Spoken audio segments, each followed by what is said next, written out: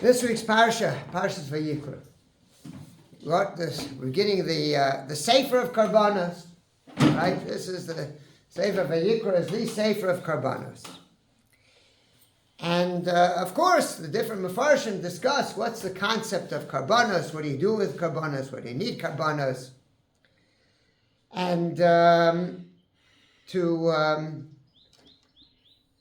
modern man, to a certain extent, Karbanos are like, how does it fit in modern society to have Karbanos, right?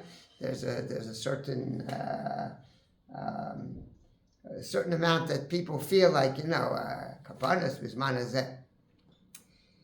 The Rabbi Poliakoff, in explaining the idea of Karbanos, so he goes on the pasuk. He wants to talk about the depth and the divrei Kabbalah, perhaps, of the inyan of Karbanos, and he says that the pasuk says, "V'nasnu b'nei Aaron hakohen eish al hamizbeach." Right, the b'nei Aaron hakohen put fire on the mizbeach. He says, why do they have to put fire on the mizbeach? HaKadosh Baruch Hu, there was eish min hashamayim that came down and burned the karbanos. As long as the Shekhinah was in Yisrael, the fire came down from Shemayim and burnt everything. Mm-hmm. So why is b'nei Aaron nasnu eish al mizbeach? Says the Rabbeinu B'chai, yes, there's an eish min hashamayim, but there's got to be an eish that we bring as well. Mm-hmm. I think the pshat is that Rabbeinu B'chai is pointing out that part of the essence of the idea of karbanos is that we have to bring our intensity, eish, the fire, the bren, the burning desires that we have to go ahead and relate to HaKadosh Baruch Hu. We have to bring our own intensity and intensiveness of a relation with Hashem. We have to put that together. It has to meet. There's got to be a meeting of HaKadosh Baruch Hu coming towards us, and we're coming towards HaKadosh Baruch Hu. And that eish has to meet together, and that's what karbanos are. A human being is physical. And the intensiveness of a person is brought out in his physical activities. Things that really are important to us, we run after them, we work for them, we put all our efforts into them. When you talk to a person about one of the greatest drives that the person has, to eat, so to people, what is the highest level of enjoyment? Go get a good steak, right? Oh, that's the sign. I saw a book was writing about a person saying even though the guy's very, very intense in his mind, using his mind and psychic and all that, but he still enjoys a good steak, right?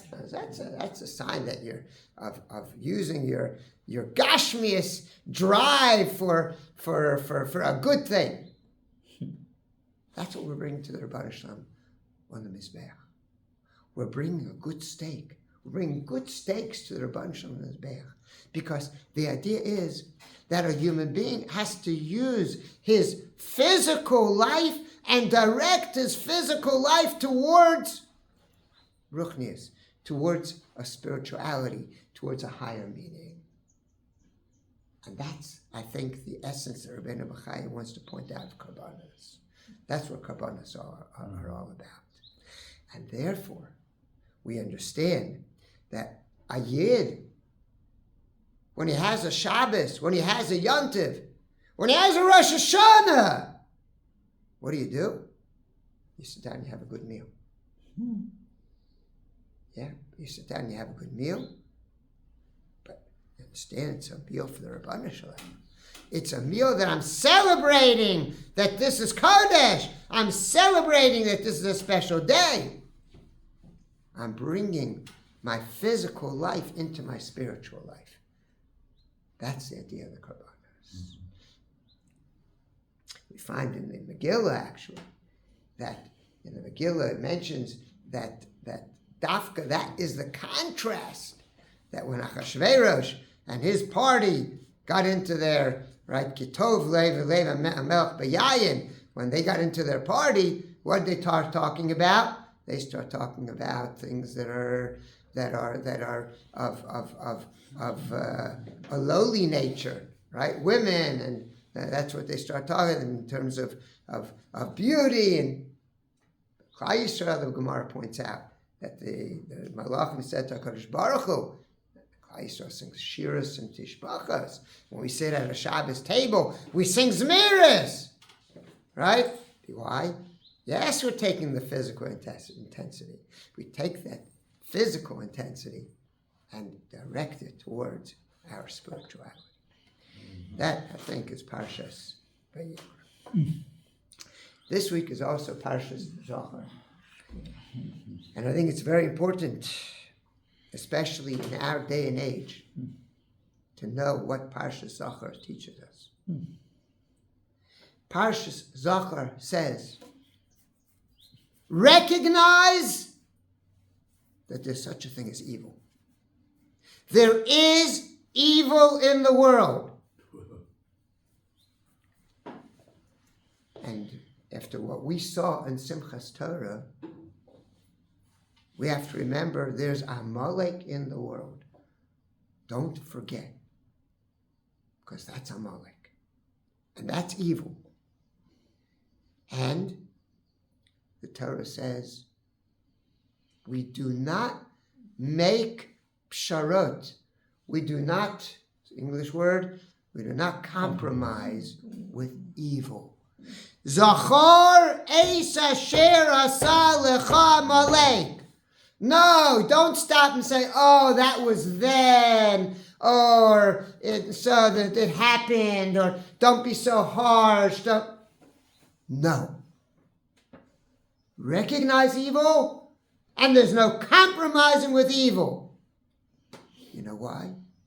Because if you compromise with evil, then you know what happens? Number one, the evil becomes stronger. We know already, in the beginning of the Second World War, what Neville Chamberlain did with Hitler Yamach Shemo. Right? Oh, peace in our days. He tried to compromise with evil. And how many tens of millions of people died because of his compromise. And the second thing that happens is that when you compromise evil, you become evil. You become evil.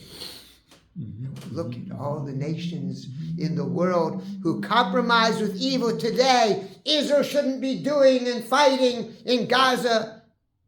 They are evil themselves, because it means that Jewish blood to them, they don't care. There is evil as the evil itself. That's Parshas Zechor.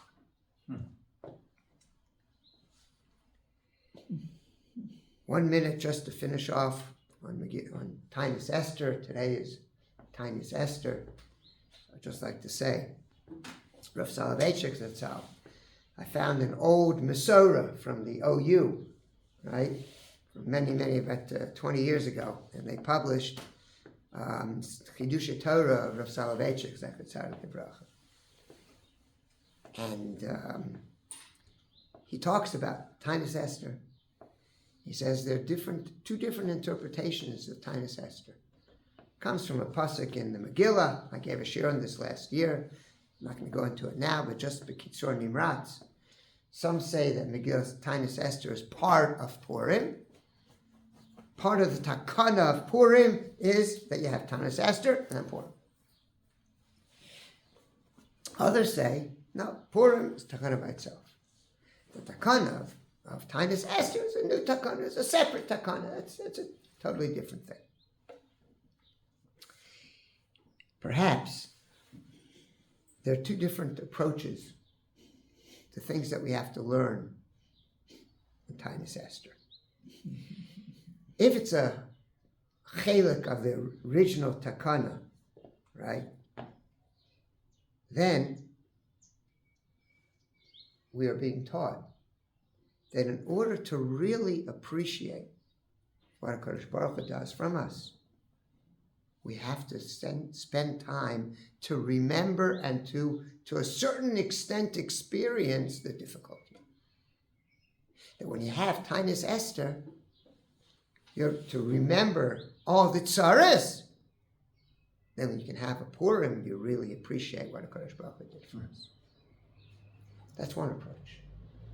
But on the other approach, that the idea of taanis Esther is a separate takana, and maybe even a later takana, then what taanis Esther says to us is that Chazal saw the story of Purim. They saw the Hester Panim of Purim, and they said, look, that you see that even in times where there's Hester Panim, but we can reach a level of a connection to HaKadosh Baruch Hu in which we'll be zechor to a Nes Purim. If that's the case, if we experience Hester Panim and we don't have a Nes Purim, then we've got something to look to. We have to go and do tshuva so that we can reach the level where our relationship with HaKadosh Baruch Hu, notwithstanding the Hester Panim, we can build that tremendous close relationship and have HaKadosh Baruch Hu bring us to Yeshua.